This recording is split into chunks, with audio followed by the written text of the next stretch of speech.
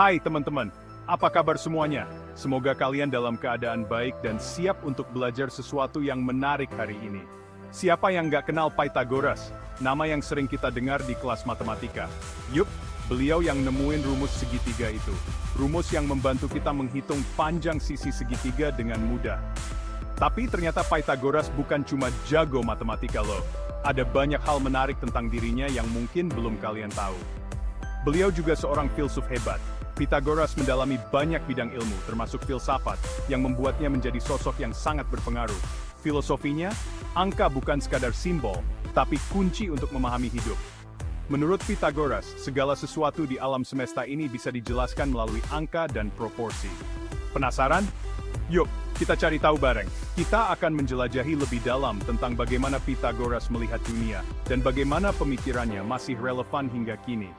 Mari kita mulai petualangan intelektual kita. Pythagoras percaya angka adalah bahasa alam semesta. Coba deh perhatikan. Ada pola di mana-mana, jumlah kelopak bunga, susunan biji bunga matahari, bahkan spiral galaksi, semuanya punya keteraturan matematika. Kayak ada pesan tersembunyi yang bisa kita pecahkan. Pernah dengar musik bisa bikin hati tenang atau semangat? Nah, Pythagoras nemuin kalau harmoni musik itu tercipta dari rasio matematika antar nada. Jadi sebenarnya kita mendengarkan angka, musik membuktikan kalau angka bisa membangkitkan emosi dan menyentuh jiwa. Lihat deh deretan pohon pinus, rapi banget kan?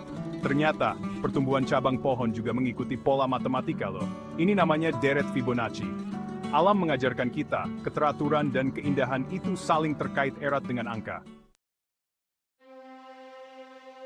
Pernah dengar rasio emas? Angka 1,618 ini dipercaya sebagai kunci keindahan dan kesempurnaan. Lihat bangunan kuno Parthenon di Yunani, atau lukisan Mona Lisa, semuanya pakai rasio ini. Bahkan, proporsi tubuh manusia yang ini juga pakai rasio emas. Hidup penuh pilihan, ya kan? Nah, Pythagoras ngajarin kita buat pakai logika dan angka dalam mengambil keputusan. Tapi jangan lupakan intuisi. Kadang perasaan juga penting. Misalnya saat memilih pasangan, logika penting, tapi perasaan juga nggak boleh diabaikan. Banyak yang bilang, cinta itu rumit, nggak bisa diukur. Mereka sering merasa bahwa cinta adalah sesuatu yang abstrak, sulit dijelaskan dengan kata-kata atau angka. Tapi, coba deh kita lihat dari sisi lain. Bagaimana kalau kita mencoba memahami cinta dari perspektif yang berbeda? Mungkin kita bisa menemukan cara untuk mengukur cinta dengan lebih jelas. Cinta bisa diwujudkan dalam bentuk kesetiaan, seperti saat pasangan saling mendukung dalam suka dan duka, atau saat mereka tetap bersama meskipun menghadapi berbagai tantangan. Perhatian, seperti saat seseorang selalu ada untuk mendengarkan keluh kesah pasangannya, atau saat mereka memberikan perhatian kecil yang membuat hari-hari lebih berarti.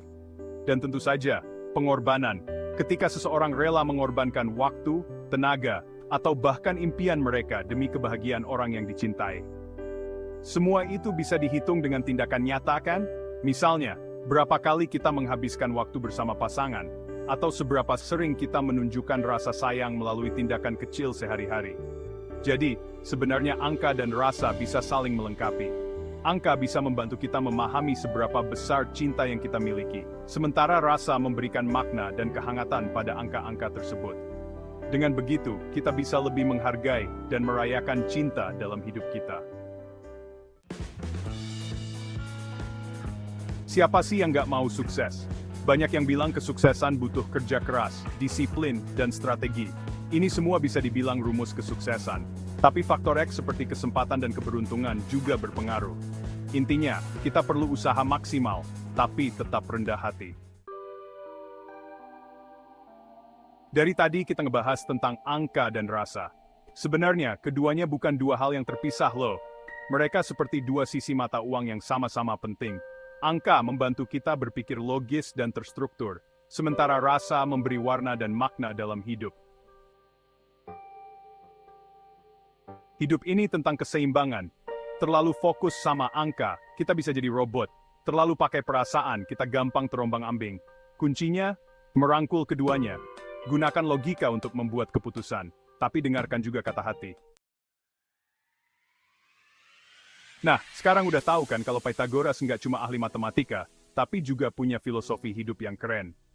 Pythagoras, yang terkenal dengan teorema segitiganya, juga percaya bahwa hidup ini adalah tentang keseimbangan dan harmoni.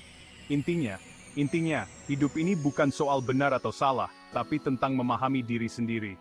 Memahami diri sendiri adalah langkah pertama menuju kebijaksanaan. Ketika kita mengenal diri kita lebih dalam, kita bisa membuat keputusan yang lebih baik dan lebih bijaksana. Tapi tentang memahami diri sendiri dan dunia di sekitar kita.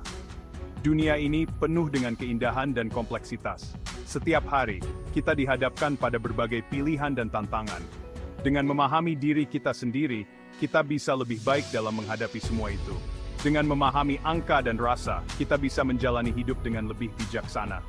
Angka-angka membantu kita membuat keputusan yang logis, sementara rasa membantu kita memahami emosi dan hubungan kita dengan orang lain.